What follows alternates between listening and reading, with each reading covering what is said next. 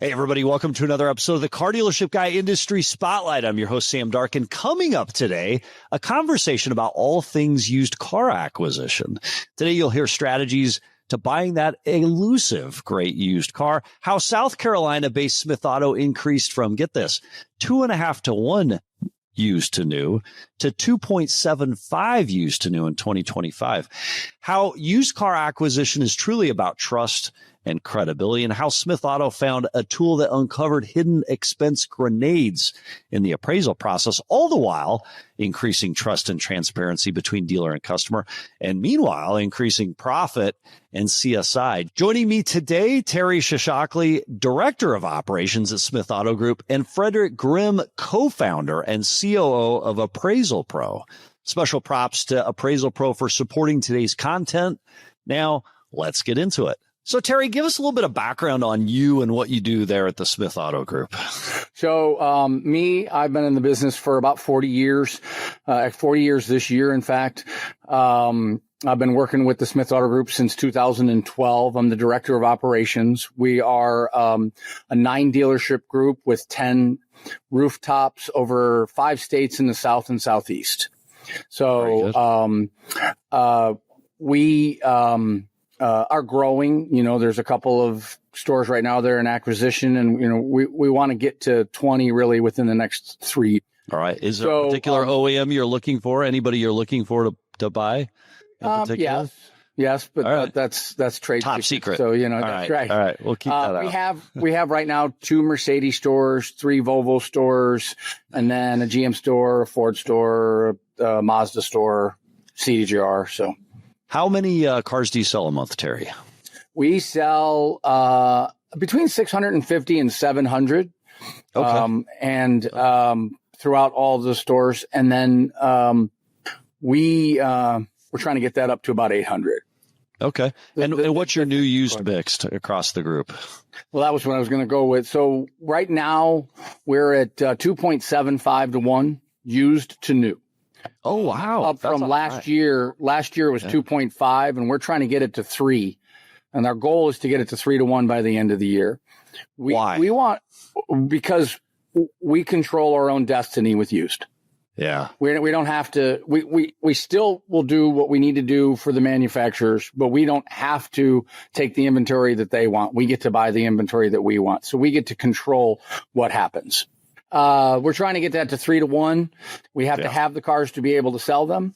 We only get about 25% of our vehicles come from trade. So there's another 75 cars that are 75% that we have to account for. Typically we go after the auctions to be able to do that. We have a buying team that's located out of our Ford store in Travelers Rest, South Carolina, and they do a great job. But we're looking for more ways to be able to, you know, get inventory. Terry, you've done a great job getting your used to new up. That is one of the toughest things in all automotive to do today. How have you done it? Like, give us a best practice for that. You know, it's the inventory. You've got to have the inventory, and you have to have a consistent stream of inventory. You can't porpoise, right? You can't, I got to go buy a bunch of cars and then they all age on you at the same time. You know, we still have aging issues just like anyone. We still struggle trying to get inventory. We're always trying to find new ways, right? Yeah. The auctions, you know, they come with their problems, right? And the cars come with their problems. So we try to find different ways because, you know, why does a dealer send a car to auction? Because they don't want to spend the money on it typically. Yeah. So we know that we're going to have issues. We have one store that found, you know, a little bit of success with Facebook Marketplace. So we're trying to implement a process to streamline that to figure out how can we buy more vehicles off the street, because we know that, you know, we're not bidding against somebody else, and we're able to bring the car in and find out if there's problems, you know, right then and there. So, Terry, it is interesting. Like a successful dealer needs some sort of an edge up against everybody else. You've got everyone in the market fighting for the same great used car. To your point, auction is no good because that's just pushing it off on someone else's problem. It's a necessary evil. You have to have the car to be able to make the money. What's your percent of auction versus other currently as you increase your use? So you recently came across a tool that gives you a little bit better visibility into some of the challenges that can exist in a used car. Tell us a little bit about that tool. So at NADA this year, the shortened NADA this year. Yeah, I was part of that. It was a mess. I talked to Micah Tinder, who is with vAuto and Kelly Blue Book Instant Cash Offer, and he told me of a new integration that they had with the OBD2 tools and a couple of manufacturers that did it. And after doing some research, I landed on Appraisal Pro, which is part of the Fixed group. And they, we launched one store as a test, and then, took it out within about a month to all 9 stores. So you've said that helped you to increase that used to new ratio. Specifically, how does it do that? Like, what does it do that allows you to buy more used cars confidently? I think it helps us to buy more. It helps us to buy cars more confidently because there are hidden problems that don't show up on a test drive. We always said, don't armchair an appraisal. Just don't look out the window and say, what do you think it's worth? You got to go drive it. You got to, but not everything is going to show up on a test drive. And oftentimes it doesn't. So, it's helped us be more confident to find hidden issues. It's helped us to be able to have a tool that monetizes what the repairs are going to be and allows us to be able to put that in front of a customer and say, this is part of the reconditioning that we're going to have to do on this vehicle. And this is why we can't give you that figure that you were hoping to get for your trade, because everybody's hoping to get a certain amount. And this gives us, real world numbers to be able to put in front of the customer to say, this is what we need to buy the car for. So it's a device that plugs into the OBD port and gives you that diagnostic information. What point in the process do you use it? Where do you use it to give you that? Right at the beginning of the actual appraisal, or the manager's appraisal, we plug the unit in. So our stores all doing an active appraisal where the salesperson will walk around the vehicle, get all the information, look, make sure and involve the customer in that process. But when the manager gets it, the first thing he does is grabs the unit, and hopefully he doesn't leave it in the car when the customer leaves, which has happened. But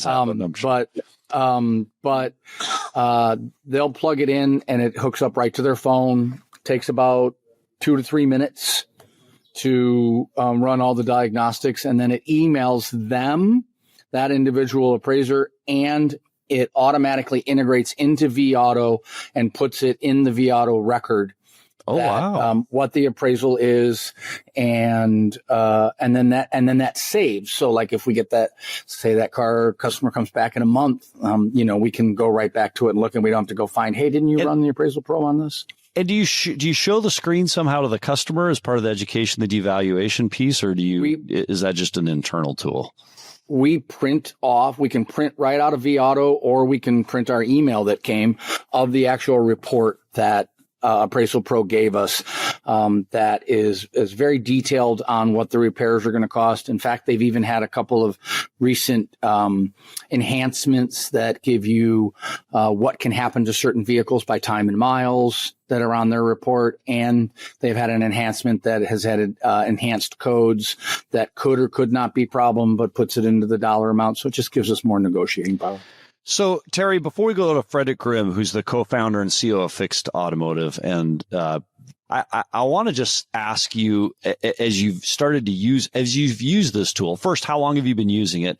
Are there specific instances where you've uncovered an issue with a car, and what has that saved you in dollars?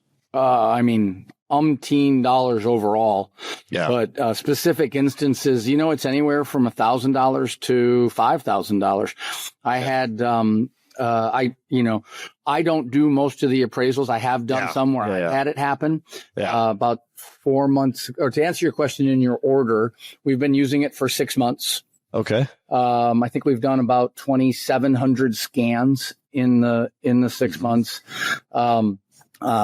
I had one that was a C300 about 4 months ago when I was in a store appraising a car, and it came up with turbo problems.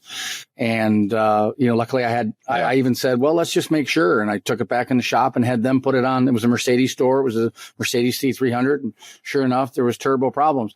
And the big key that happens is that it also shows you when the codes were last cleared. Ooh, so if somebody clears something before they come in to trade in that vehicle in an attempt to cover it up, used car manager can't necessarily see it. This will show you and tell you when, and you can uncover the scene of the crime, really. Absolutely. And in fact, 25% of the codes that we've run over 1,700 scans had the codes cleared in the last 2,000 miles. Wow. I called some of my GMs this last week, and they all sent me, something from about the last week or 10 days, that specific examples where catalytic converters were bad. One needed a canister, charcoal canister, and all of those said, codes cleared 55 miles ago. Codes cleared 389 miles ago. The customers know that this is, why do people trade vehicles in? They trade them in because, hey, I don't want to have to spend money on it. Yeah. So I need to go trade it in and get a new car.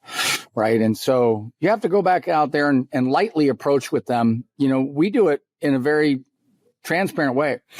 We usually have the guy, it's about the size of this AirPods case, and he's got a lanyard on it.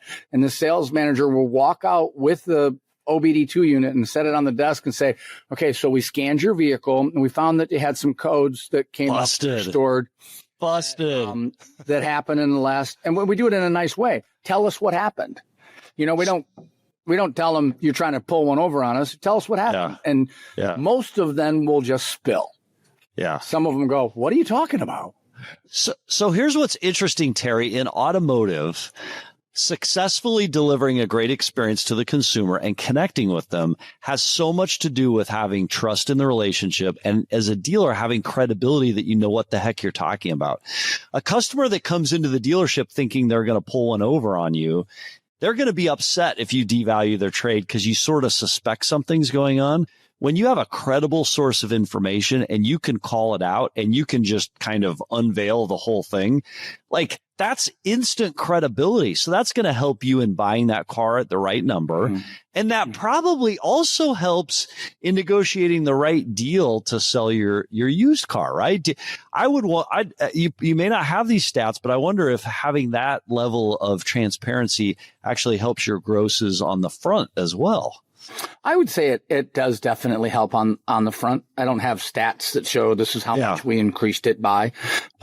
But it definitely does help. And our goal always is to try and take just like the goal of the customer is to try and get as much for the vehicle. Our goal is to try and take it in for, a good price. But 20% of the scans done had codes reset within a period of time before they came in to trade the vehicle. An astounding stat. Yeah, 25%. 25% over 2,000 miles. That's within the last 2,000 miles. So Frederick Grimm, COO and co-founder of Fixed Automotive, does that stat surprise you? 25% of codes reset within 2,000. No, it doesn't. And I mean, there's different mileages you can look at that. I think one that we pulled internally before this was they had about 10% that were cleared in the last 100 miles. So those are probably customers that are trying to very recently clear that code, kind of trying to take advantage of the dealership. And so that is a theme that we see. And so dealers that are armed with a tool to be able to prevent that and start an honest and frank conversation have an unfair advantage. So you founded this company, you've created the tool. What led to the creation of this? What was the need that you saw? Is it very similar to what Terry's seeing, a need for greater transparency on that trade and ability to communicate that to the customer? Yeah. So really quick backstory. So we actually started selling on the consumer side. We started a company called Fixed Automotive, and we made an OBD2 sensor that helped everyday drivers understand in plain English what problems their vehicle had, how much it would would cost to get repaired. And so we scaled that business. We've sold over 5 million units. We've connected 7 million vehicles and done hundreds of millions of scans. And we ironically found that some of our customers that were buying this were actually dealerships, and they were our power users. They were scanning hundreds of vehicles a month. And we said, something's going on here. What's the story? We called these users. We found out they were dealerships, and that they wanted things to be presented a little bit differently. They needed the information displayed differently. So we ended up creating Appraisal Pro because some of our users were dealerships and telling us they had this problem and needed a solution. So that was kind of the origin story behind it. Very cool. And how long have you been doing this for? And how many dealers do you have out there? Yeah, fixed, we've been doing for 10 years. Appraisal Pro, we actually just kicked it off at the beginning of the year. So we had some beta users at the end of last year as we were kind of building this out. And then we did a big launch with the vAuto integration earlier this year at NADA. That was announced. And in that time, we've signed up. We're just about to close in on 500 franchise dealers that are using the product. So an OBD scanner to get greater visibility into issues with a used car isn't new. There are other products out there that do this. How do you differentiate from those other products? And what does Appraisal Pro bring to a dealership in terms of transparency and knowledge that maybe the other products don't? Yeah. And one thing to really highlight there is, I'm sure everybody knows about OBD2 scanners. You can buy a cheap one off Amazon. Yeah. You plug it in, it'll give you a code. But then the really hard problem is being able to take that code and correlate it to an exact repair. And from that repair, getting the exact repair cost. And that's where we're very different. As I said, on the consumer side, we've scanned hundreds of millions of vehicles over the last 10 years. And so we've been able to do a very hard problem, which is able to correlate for a specific year, make, model, mileage, an error code to a specific repair, and then giving you the actual repair cost using the labor rates of your specific dealership.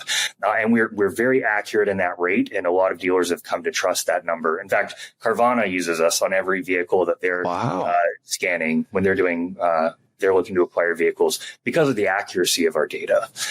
And so that's the problem that we've solved for. So anybody on your team, if you want to use our product, you plug it in a few seconds, we generate a report that gives you in plain English what the problem is and what the reconditioning costs are going to be. So how many devices do you recommend in a dealership? Is it based on the units they sell, the number of managers, and then what do the devices cost? Yeah. So we have a little bit of a different pricing model. We don't like nickeling and diming. We don't do that on the consumer side. We don't want to do that on the dealer side. We're all about transparency. So for a one-time payment, $195 per month, we'll give you as many sensors as you need. They're really rugged. They come with a lanyard. We generally start our dealers off with about 5 sensors, but if they have more associates than that or they need more for any reason, just let our team know and we'll immediately ship extras out. We know that, like Terry said, sometimes your team leaves them in a vehicle or they get lost or broken. That's no worries. Just let us know and we'll ship you as many as you need. Interesting. But a consumer couldn't advantage of that, by the way. Have you? We don't ever lose anything in automotive, Terry. Come on. We don't leave stuff in cars and whatnot. I hope the lanyard makes it easy for people. Oh, yeah. Yeah. Even then, we know mistakes happen and we're not here to nickel and dime. So, Frederick, with all the dealerships you do business with, the 500 rooftops using this tool, what are some of the best practices to get the most out of this? Again, I'm thinking about like everybody in automotive is trying to figure out how do I get the edge in used car acquisition. So when I think about that outside of auction, I think about service lane appraisals. I think that's where some OBD scanner tools are used by other companies, used car trade-ins on the lot, and then maybe even, as part of a buy center, folks that are going out to customers curb and appraising a car there. What are some of the best practices for that? Yeah, for trade-ins during that appraisal process, that's where we really emphasize use. And I think one thing that's counterintuitive is, we have some dealers that onboard that say, okay, great, I'm going to use your product whenever I see a check engine light or whenever I see a light on the dash. And that's great. You're definitely going to understand the reconditioning cost. You're going to miss stuff, though, the hidden crime scene. A lot. That's what Terry just highlighted is a lot of vehicles that you're going to plug this into and you're going to scan that have hidden or underlying issues that your team needs to be aware of to be able to take that into account for reconditioning. And when you have that condition report that you slide across the desk to the customer, you want to be able to have that conversation with them and have, possible items to deduct for. And also, like Terry said, there can easily be instances where a customer has cleared the check engine light and there may be no indicators on the dash. And if you don't plug it in on every vehicle that you're appraising, you're going to miss out. So I think, to Terry's point, it's quick, it's easy, it flows into your kind of existing process. And if you just make sure that, hey, every vehicle that we're evaluating, we do this process, you're going to uncover a lot of hidden expenses that your team can kind of take advantage of. I mean, I'm going on their dashboard. Go ahead. On their dashboard, there's a lot of information. And another stat that I didn't bring up is that of those scans, those 2,700 scans, 55% of them had codes. Wow. Yeah. And not all of them were on the dash, right? Some of them. Right. I would say maybe 20% there's actually a light. So, Frederick, if I'm an elite used car manager, and I'm not because I'm the CEO of a company, Terry, your operations as well. Some of our best used car managers are like, you know what? I have that feel. I know what's going on. That fact you just shared with us, Terry, is astounding. That means there are hidden bits of information that could affect my trade appraisal. And I know used car managers that'll say, hey, I'll run the scan only on vehicles that are showing a code.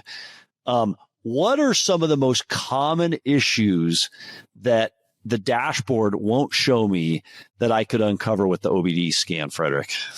Oh, goodness. I mean, there's tens of thousands of possible issues. I think that's part of the problem here is, you may have intuition. You may have been doing this for your whole life. Because I'm good. I'm the best there is. Yeah. I will say this, right? Like if you're, in a specific vertical, what vehicles you're seeing every day, you probably do have some sense of pattern failures. You know that for a specific year, make, model at a specific mileage range, it's probably going to be likely to surface problems A, B, and C. Yeah. But I think the problem is that's not enough, right? Because there could be anything going on. And as I said, there could be tens of thousands of underlying problems that are affecting that one individual that your intuition, which may be great, may not be able to account for. And so I think that's just one of the beauty of using our tool is you can still have your sense of intuition. You can still use your existing process, but augment it with our product, which gives you more data, more accuracy, and it helps just eliminate any of the risk that you would otherwise be responsible for. Terry, as you work with your team, do you have a sense of like what sort of advantage this gives you in the marketplace in terms of being able to buy, more aggressively, being more successful at acquiring cars? Because you're able to make better decisions, and any type of a stat back that kind of supports that. I don't have a stat, but what I see is that we're able to buy the vehicles at the curb, at a much better rate. We can get our cost to market down on those vehicles because we're paying up on all the cars that we have to buy at the auction. So it helps us balance out what our cost to market is, because let's face it, profit in this day is all based on the acquisition. Yeah. How much profit that you're going to make. That car's worth pretty much so what that car's worth. Yeah. But how you acquire it, really makes the difference. So, even if I'm able to know that I'm going to have $300, $500, $700 extra in reconditioning on this vehicle because I've got to do some emissions items or some things on it, I'm able to buy that vehicle for a little bit less money and then do the proper reconditioning on it so that when I sell it, it's out there and it's the right vehicle. So I'm fascinated by that. You mentioned getting to the quote for the repair. And I think that is a unique feature that your product has, Frederick, being able to go from the fault codes to the recon estimate. Walk us through that, Frederick, from a practical standpoint. How do you go from the OBD2 fault codes to the itemized recon estimate in 1 to 2 minutes, I think you said, right? Yeah, we try to make it as quick as possible. And again, I think this is a huge benefit of coming from the consumer side and having done, again, over 100 million scans of different types of vehicles.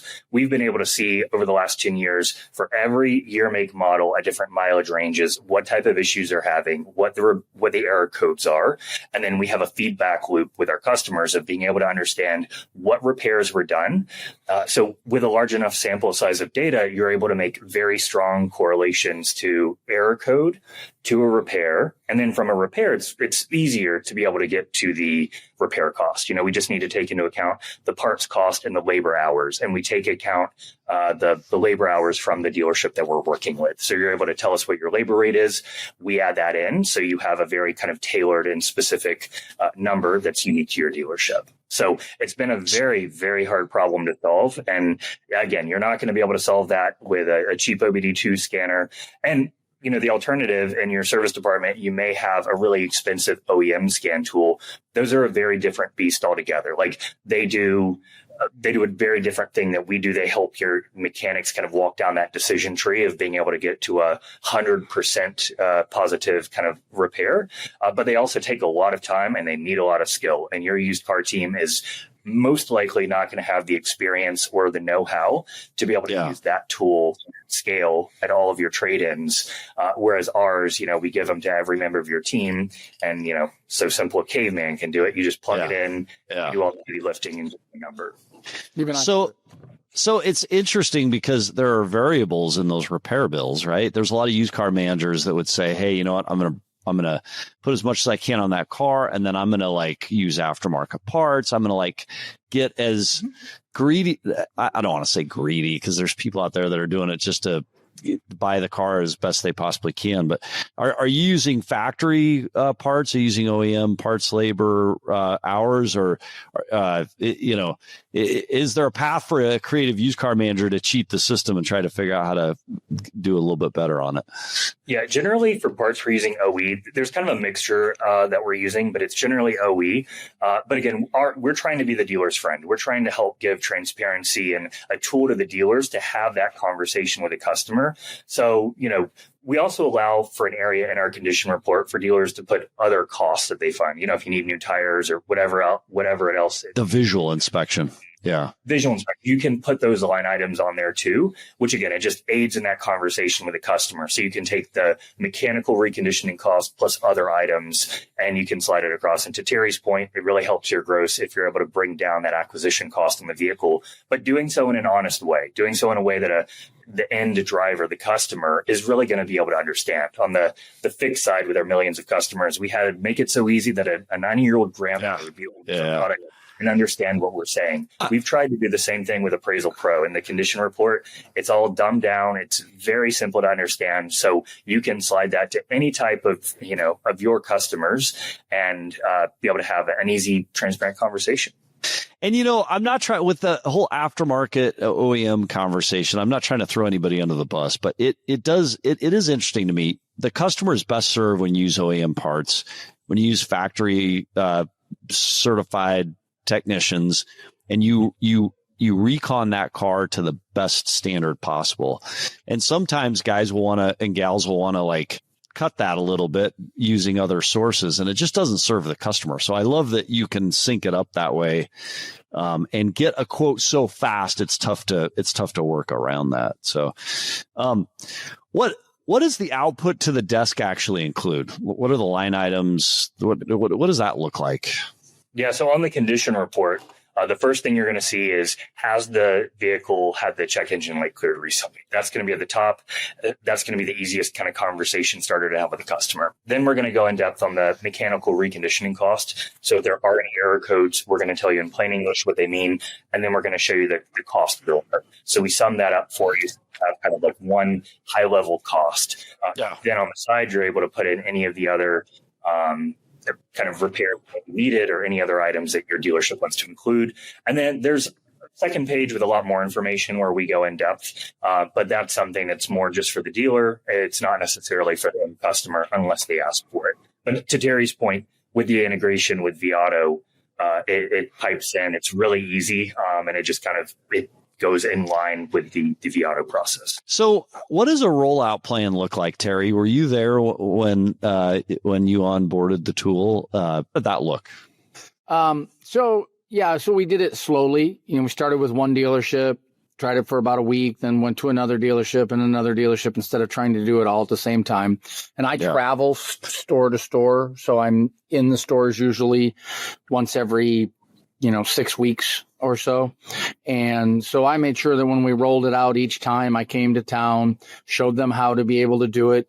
It's relatively easy. The hardest part was making sure that when we put their name into the dashboard, that we spelled their email address right, and then when they signed on to their when they signed on to the fixed app, that they put their right proper email address in, and then once that, then it's basically automatic and goes directly into vAuto.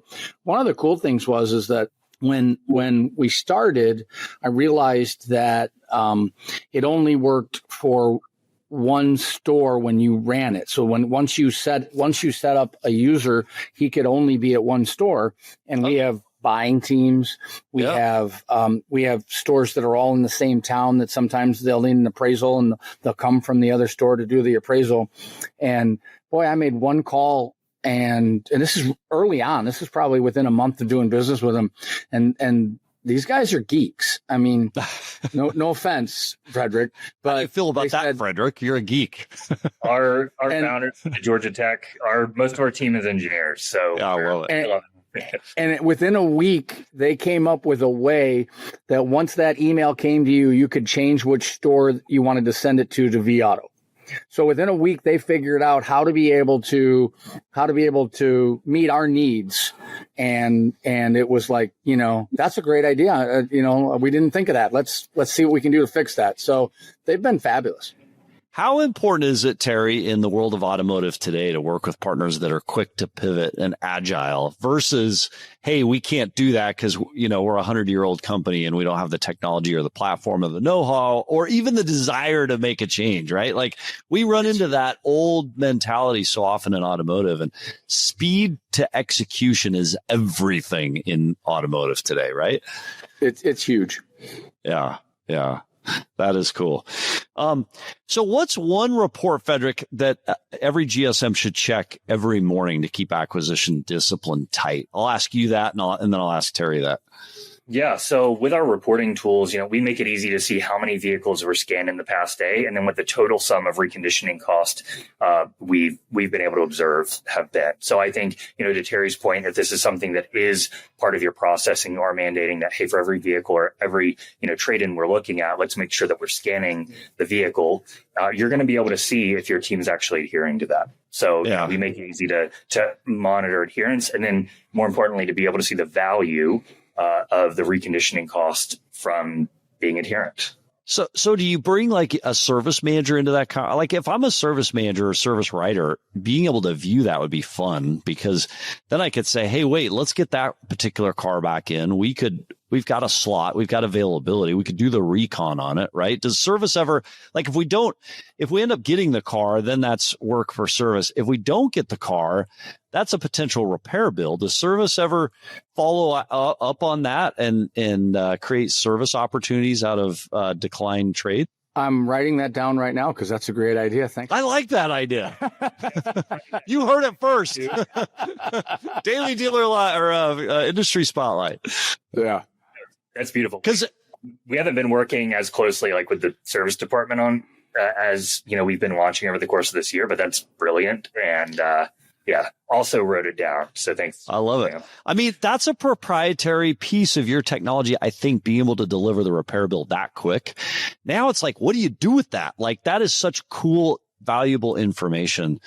So one thing, Frederick, as we've talked, that I'm surprised by a little bit is your ability to just hand out these OBD sensors as people misplace them. I mean, obviously you want some discipline behind it, right? But remind us that fee that you charge, the monthly fee for the service. And then how are you able to keep replacing these as people lose them as they do in automotive? Yeah. So our core value that we stand behind, me and my other co-founder, is being able to deliver value and making sure that our customers see the value. So for all dealers, we offer a 1-week free trial. If you want to test this out for yourself, we'd love for you to try. We'll send you a free kit that comes with 2 sensors, and we can ship you more if you need for your team to be able to see the value. our team will make sure that you're set up, you're able to use the product. And in that first week, hopefully seeing around $10,000 worth of hidden reconditioning cost. And then if you see that and you're impressed and you want to continue paying for the product, it's just $195 a month with no additional or hidden fees. $195 a month per rooftop. $195 a month per rooftop. That's it. It's $200. Even kind of for a larger enterprise or group. Do you have to pay for the integration to Viato, or is that included? No, it's included. So if you're a Viato customer, it's just $195 a month that you kind of transact with us, and then it pipes right in, and you're good to go. And to your question, we'll give you as many sensors as you need. Generally, we start with about 5, but if you need more, we're happy to ship them to you. And the only reason that we're able to do that is because we fully believe in our product, and we stand behind what we've created. And so we think our customers will continue working with us on the long term as we continue to roll out new features and new enhancements just to make the trade-in process easier and more profitable for dealers. So I want to pressure test that a little bit, because we challenge all these assertions on Daily Dealer Live, and we appreciate, Terry, you bringing this forward as a best practice. But there are a lot of competitors in the space with these types of scanners that charge a ton more. And I know you're value driven, and everybody's value driven, right? I have yet to see somebody that says I'm here. Like, why not capitalize on the moment in time when you have the advantage with the integration and charge 3, 4, 5 times that? Like, are you going for scale? Is there a benefit to you having as many of these out there as you possibly can?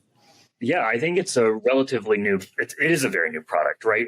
Being able to solve that problem from error code to repair cost is something that's only been done within roughly the last year. Yeah. And so our goal is to make sure that every dealer is able to hear about this type of product and is aware that it exists, and they're able to try it and see if it works for them at a very low kind of entry price point. And then in the future, we want to continue to build on this product. We want to be able to add more features, but we only want dealers to pay for that if they're seeing the value at that time. So we've got a really solid base product. Terry, I hope, can attest to it and sees the value in it. It's right now, it's just about getting the word out and making sure dealers are aware. That's interesting. So, Frederick, as our last question for today, what are you working on next? You've come up with this tool. You can deliver a repair bill in 1 to 2 minutes. You give transparency. What are you working on next? Yeah, so there's kind of like short term, we're working on a lot of really cool product enhancements and new features to add to really beef this up. And like I said, make it a powerful tool for Terry's team to be able to increase profitability per car. And then long term, I think one thing that's really unique for us is, Terry talked about the problem of finding great vehicles to buy. We've got millions of vehicles on the consumer side of our business where we don't just know the condition of them, we know the mechanical condition of them because we're plugged in. And so I think that's a problem that we're looking to solve kind of long term too, is how do we link our dealers with millions of vehicles where we already know the exact mechanical condition of these vehicles to solve a really hard problem, and being able to kind of bridge that gap and give dealers a unique new pool to be able to bid on great cars. So that's kind of a longer term thing that we're working on, but it's really just going to be, every incremental step is how do we help our dealers out? Yeah. Well, we appreciate you both being on the show. Terry, thanks for bringing this best practice forward. Thanks for giving, absolutely. It's no longer your little secret. Now everybody's got a little bit of an edge up in used car recon. Hopefully nobody near you, wherever, if there's a Smith Auto Group dealership near you, ignore this show. But for the moment, you've got the advantage. So thank you for being on the show. Favor, stop telling Frederick that the price is too cheap. Okay. Yeah. No. Actually, so I'm not saying it's too cheap, because I don't think but it is interesting, a strategy that provides a tool like, so actually this is a little bit of an aside, but I think it's an interesting part of this conversation. AI and technology have decreased the expense of a lot of these tools. And I'm astounded by the number of companies that find an AI hack or a tech hack, and this is that in many ways, and they want to charge arm and a leg to capitalize on the moment in time when they have the technology, and they're not thinking longer term. I think, Frederick, you're thinking longer term. You're like, look, we want to be relevant now and well into the future. We want to get a relationship with dealerships, provide them value, and then later on, we're going to provide additional innovations. You're not looking to become a billionaire off this one tool.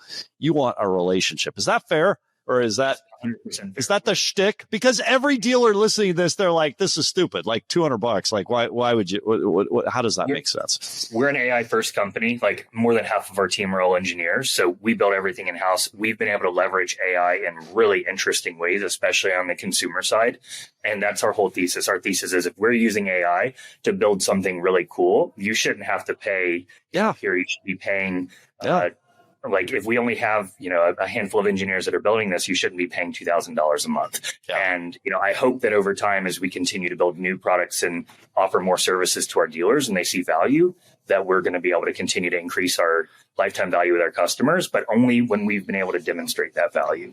Yeah. I mean, Terry and I would both tell you that probably 80% of our job today in this AI-driven world is convincing vendors that, yeah, it's a cool tool. It's a special feature, but it's not worth $1 bajillion. And if you're not willing to provide this at a reasonable cost, we're just going to do it manually until the cost comes down. Because like the plasma TV screens of, 20 years ago, the technology cost comes down. And Steve Greenfield of Automotive Ventures, he said, it's not the technology that's tough today, it's the problem. And so in AI and in technology, it's finding the problem and creating the solution that's the issue. It's not the solution looking for a problem. So we appreciate you being on. And Terry, I won't tell them it's too cheap because, in 5 years from now, it won't be cheap. But those dealers that implemented tools like this will have an advantage. So thank you both for being on the show. Thanks. All right. Thank you.